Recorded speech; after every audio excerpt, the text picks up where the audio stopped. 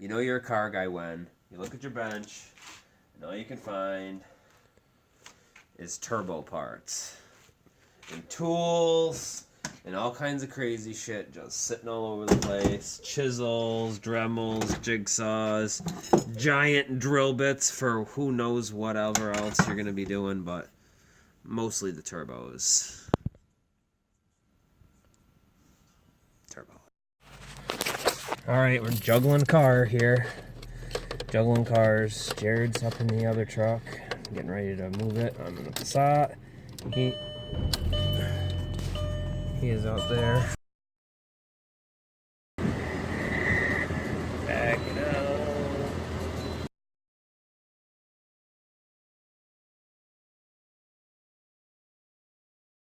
This is what we're gonna do.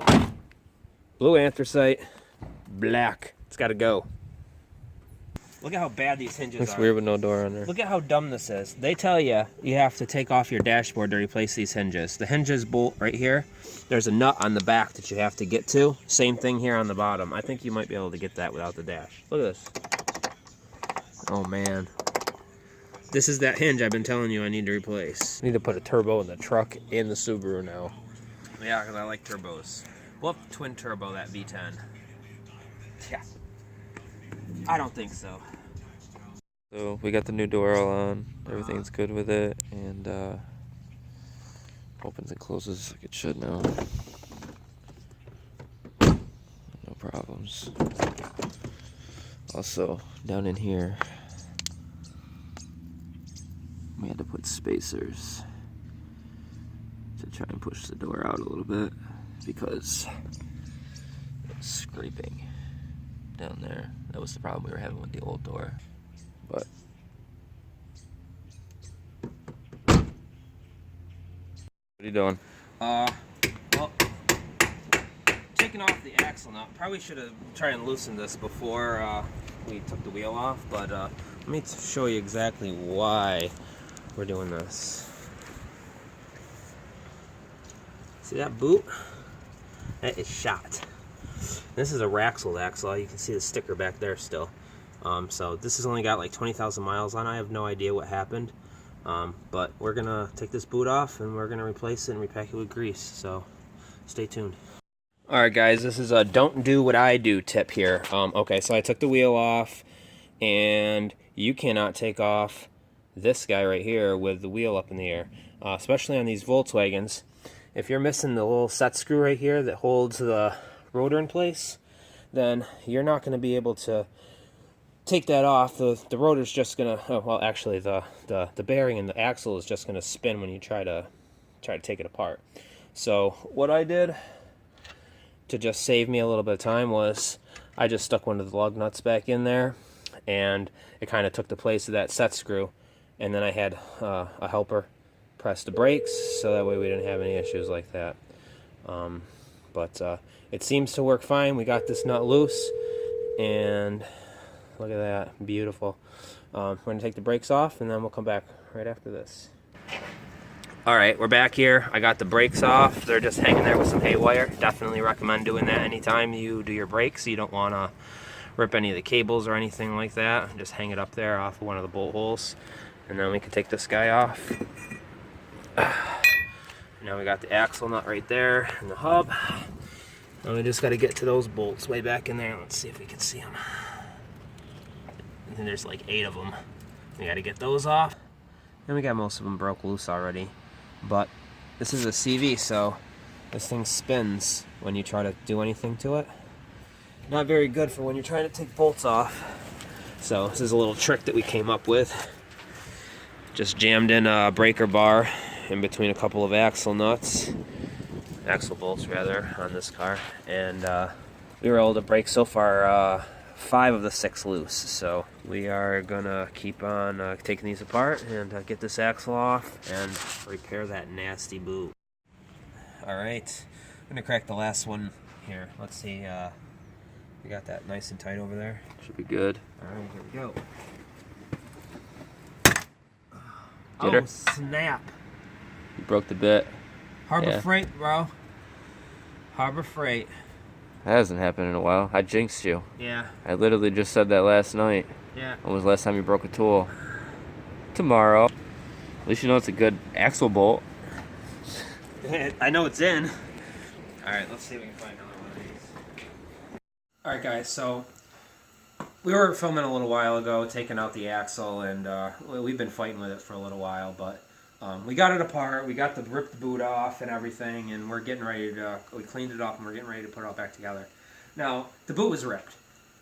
That's my bad. You're supposed to check these all the time. When you have hard steering angles on your car, you're going to rip the boots on these cars, and it's going to happen pretty much no matter what.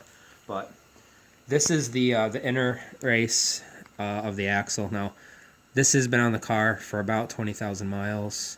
The boot did rip, but like I said, that's my bad. I'm supposed to inspect that, and it's not covered under warranty anyway.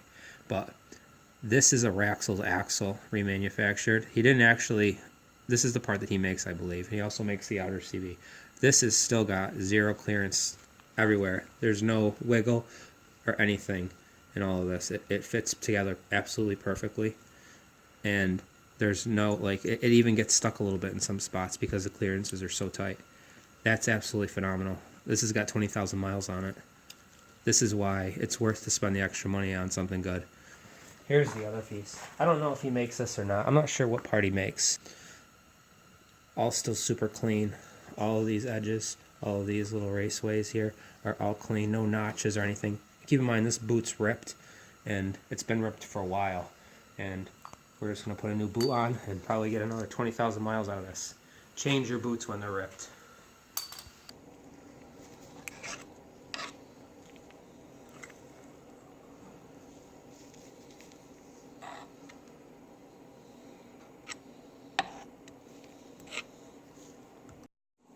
Look at this. Took it all apart, re-greased it with some good grease. We got extended service with Molly. I believe that's Molly Denim grease, which is supposed to be the best grease that you can get your hands on, really. We got it all inside of here, and it's just absolutely perfect. And just using the 1/2 inch here to kind of work the grease in, and it's just doing a great job. Just about done with this, and we're gonna slap it back on the car. So when we were taking this apart, we had a heck of a time getting it apart anyway, and the clip that holds the inner CV or the outer CV on that goes right in this little groove, it blew apart, and I don't even know where it is anymore. It's like missing at this point. So we were looking for something to try and replace it, and I have a bunch of these guys right here, like keyring thing, and I'm obviously, this one's got like weird ridges in it. I didn't want to use that, but I'm going to show you what I did with this one, and then I'm going to show you what it looks like. Alright, so I just took one of these and I was like, where can I cut this and get a ring out of it, possibly for a clip? I just grabbed it right in the middle there where it was already split and cut it. Just like that. And I got 2 clips now. They're almost identical. And this isn't the one I wanted to use, but I already cut another one. And this is what I got out of it. And this is where it's got to go. I can't even get it on there, but it's going to be a perfect fit.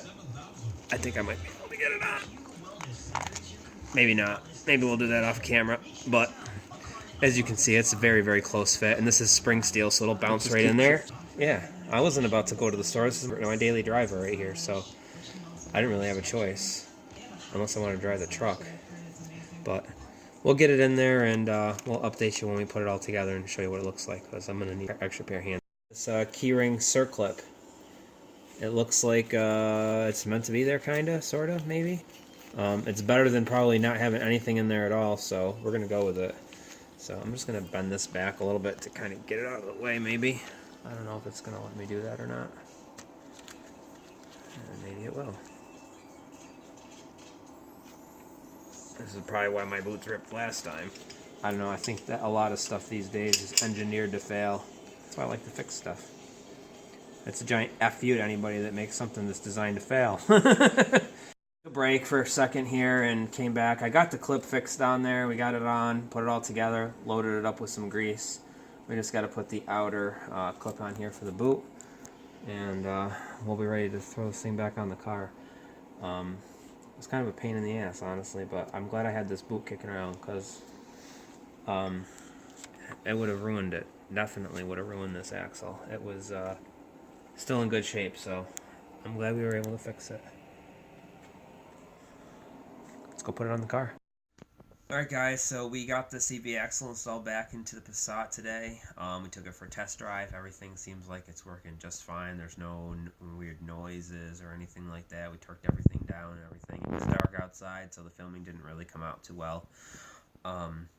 But like I said, everything seems to be good. Looks like we saved the Raxles axle, which is good. I do need another one for the other side, but it's already making noise and clicking and all kinds of stuff, so we're probably going to replace that at some point. The Passat's got almost 180,000 miles on it at this point.